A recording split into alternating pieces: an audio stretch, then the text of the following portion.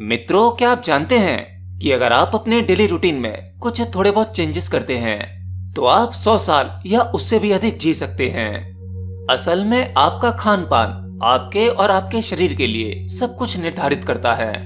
In fact भविष्य में आपके द्वारा जो बच्चे पैदा होंगे उनका स्वास्थ्य व बुद्धि का स्तर कैसा रहेगा, ये सब कुछ आपके भोजन पर निर्भर करता है।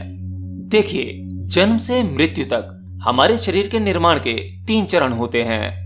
एक, जब बच्चा पैदा होता है तो उसके शरीर के निर्माण के लिए उसमें सबसे अधिक कोशिकाएं बनती हैं। हाँ, ये पूरा शरीर कोशिकाओं से बना हुआ है।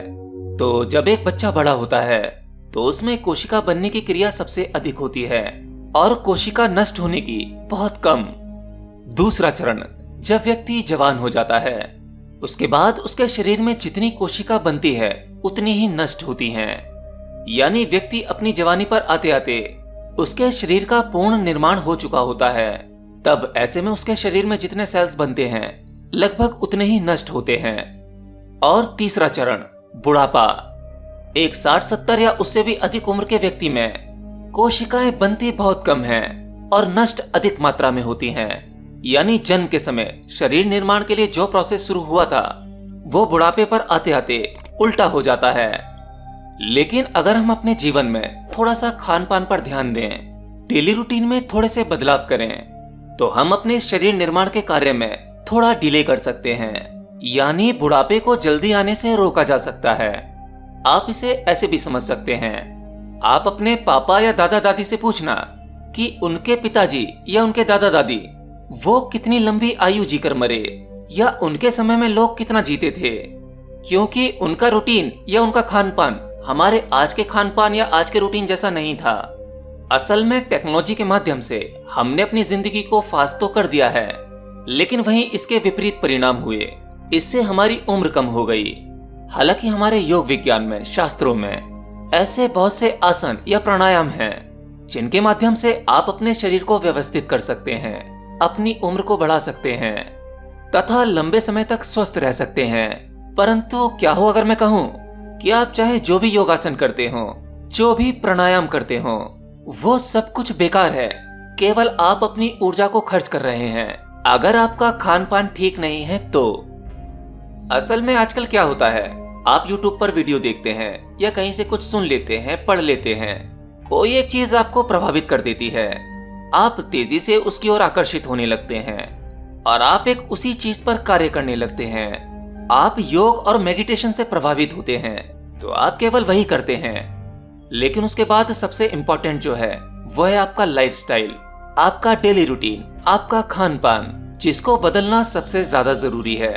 आप वही चीज मिस कर जाते हैं। तो आपको अपने जीवन में ऐसे क्या बदलाव करने चाहिए जो आपका जीवन एक योगी की तरह हो जाए, आप भी एक योगी की तरह अधिक आयु तक जी सकें, उसकी तरह स्वस्थ रह सकें, तेज बुद्धि के स्वामी बन सकें। तो चलिए इस पर थोड़ी सी डिटेल में बात कर लेते हैं। सबसे पहले तो आपको इस प्रकृति की कॉपी करना सीखना है।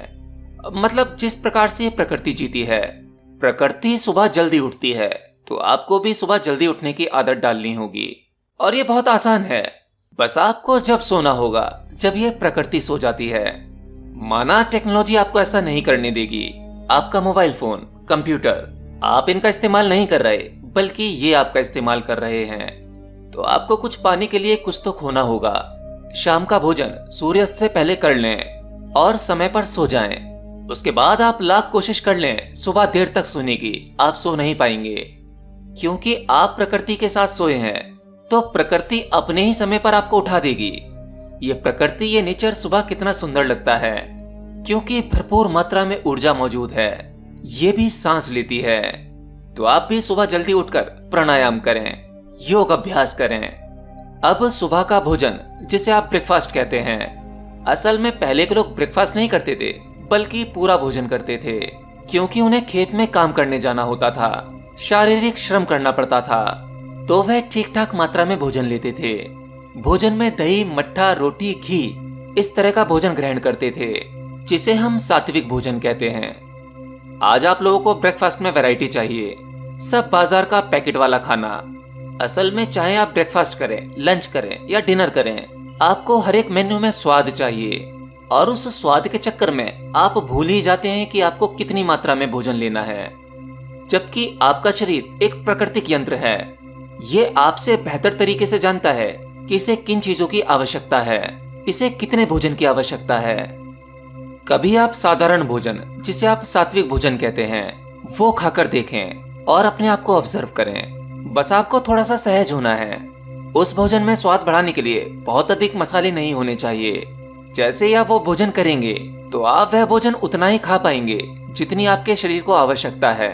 हो सकता है उस भोजन को खाने के बाद आपको लगे कि आपने कुछ खाया ही नहीं है, परंतु शरीर को जितनी आवश्यकता थी वो वहां तक पहुंच गया है। लेकिन जब भोजन में अधिक तेल मसाले होते हैं तो वो मसाले भोजन का स्वाद बढ़ा देते हैं, जिसके कारण आपकी जीवा का और पेट का कनेक्शन टूट जाता है।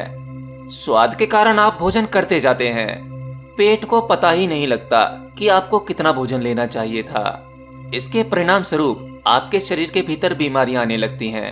फिर आपने कितना भी योग अभ्यास क्यों ना किया हो, कितना ही मेडिटेशन ध्यान क्यों ना किया हो, वो सब कुछ व्यर्थ हो जाता है। हालांकि भारत के कई मसालों में औषधीय गुण पाए जाते हैं, लेकिन औषधि भी उतनी ही लेनी चाहिए जितनी उसकी आवश्यकता है या जब उसकी आवश्यकता है।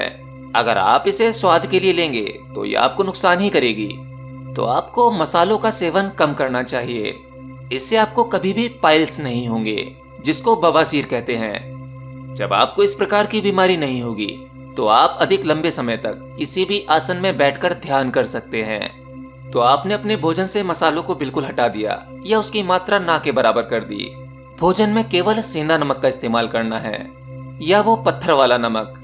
मैं भी इसी का इस्तेमाल करता हूँ। अपने भोजन में केवल इतने से बदलाव करने से आप भोजन को उतना ही खा पाएंगे जितनी आपके शरीर को आवश्यकता है। इससे आपके शरीर में आलस्य नहीं आएगा। आपका दिमाग किसी भी चीज में फोकस कर पाएगा। मांस यानी नॉनवेज, इसका सेवन नहीं करना है।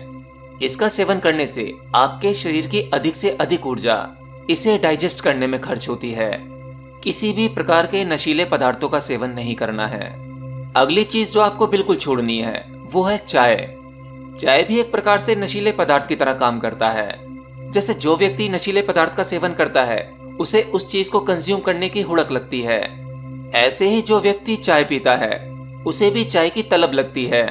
चाय ये हमारे भारत का पदार्थ नहीं है, ये अंग्रेज लेकर आए थे और आज अंग्रेजों से ज्यादा हम चाय का इस्तेमाल करते हैं। भारत के कई घरों में लोग चाय का सेवन दिन में 3 बार या उससे भी अधिक करते हैं। आप इसका ऑल्टरनेटिव ले सकते हैं। थोड़ा सा दूध लेकर उसे गर्म करके चाय की तरह पी सकते हैं। अगली चीज जो आपको छोड़नी है वो है शुगर यानी चीनी। इसकी जगह आप खांड का इस्तेमाल कर सकते हैं। और एक जरूरी बात, आप जो भी दालें खाते हैं, दाल आपके शरीर के लिए बहुत फायदेमंद होती हैं, लेकिन आजकल आप दाल जिस प्रकार से बनाते हैं वो आपको फायदा करने की जगह आपको नुकसान करती है। यानी आज ज्यादातर खाना प्रेशर कुकर में बनता है, जिसमें खाना पकता नहीं है बल्कि फटता है। अगर आप चावल भी खाते हैं तो चावल भी बहुत जल्दी पच सकते हैं, लेकिन चावल को भी खुले बर्तन में पकाना चाहिए, जिससे कि उसके नकारात्मक तत्व बाहर निकल जाते हैं और खाना जल्दी डाइजेस्ट होता है। आज समय बचाने के लिए लोग बाग गैस का इस्तेमाल करते हैं, रोटियां गैस पर बनाते हैं, जबकि पहले के लोग चूल्हे पर रोटियां बनाते थे। रोटियां अच्छे से पच जाती थीं। आटा इतना बारीक नहीं होता था जितना बारीक आज के समय में हम लोग खाते हैं। यानी जो गेहूं का छिलका होता है हम उसे छानकर बाहर निकाल देते हैं, जिससे कि आटा बहुत बारीक हो जाता है और वह आटा आपकी आंतों में चिपकने के खतरे बढ़ जाते हैं। तो आटे में गेहूं का छिलका पड़ा रहने दें, यानी गेहूं के साथ घुन को भी पिसने दें। किसी भी प्रकार के रिफाइंड ऑयल का इस्तेमाल ना करें, मस्टर्ड ऑयल का इस्तेमाल करें, यानी सरसों का तेल। हालांकि इस पूरे रूटीन में कुछ चीजें ऐसी हैं जो शायद आप नहीं कर सकते, जैसे चूल्हे पर लकड़ियों पर खाना बनाना, लेकिन आप बाकी सभी चीजें कर सकते हैं। और ये सभी चेंजेस आपको अपने जीवन में अवश्य करने चाहिए। फिर आपकी योग, ध्यान, साधना सब कुछ फलित होने लगेगा, क्योंकि जब शरीर सही होगा तो मन भी सही होगा, और जब मन सही होगा तो आपका मन आपके लिए एक वाहन का काम करेगा जो आपको स्पिरिचुअल ग्रोथ दिलाएगा।